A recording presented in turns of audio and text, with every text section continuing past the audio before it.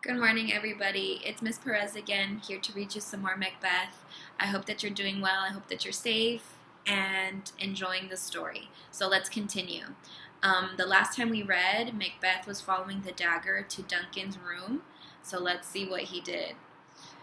Lady Macbeth also heard the bell toll, and it seemed a long time before her husband returned.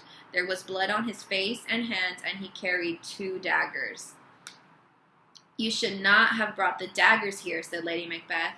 "Go back and put them into the guard's hands as we planned."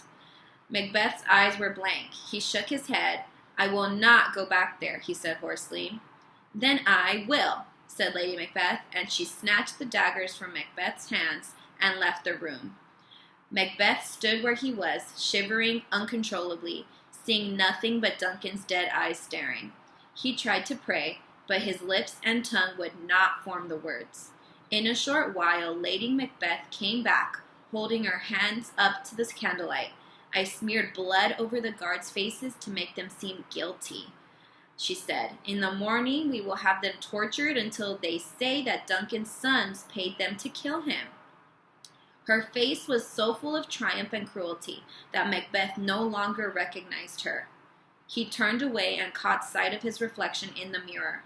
It was as if he was looking at someone else, as if he and his wife had become strangers to themselves and each other.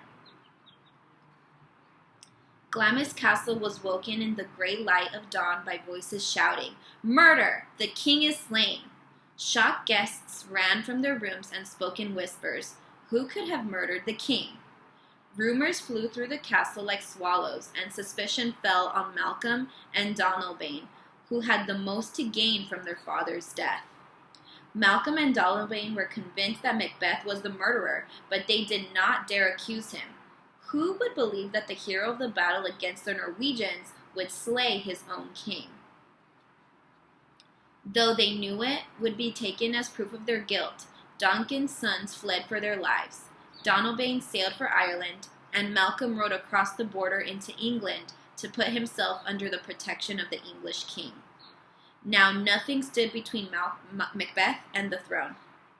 He was crowned, but the crown did not bring him the pleasure he had imagined. His secret dream had come true, but he was disturbed by other dreams. Dreams of what the witches had foretold for Banquo's descendants. "Have I lied and murdered to set Banquo's spawn on the throne?" he brooded. "I must find a way to rid myself of him and his sons." A dark plan formed in Macbeth's mind, and he kept it a secret, even from Lady Macbeth. Without either of them realizing, the strange force that had compelled them to kill Duncan was slowly driving them apart.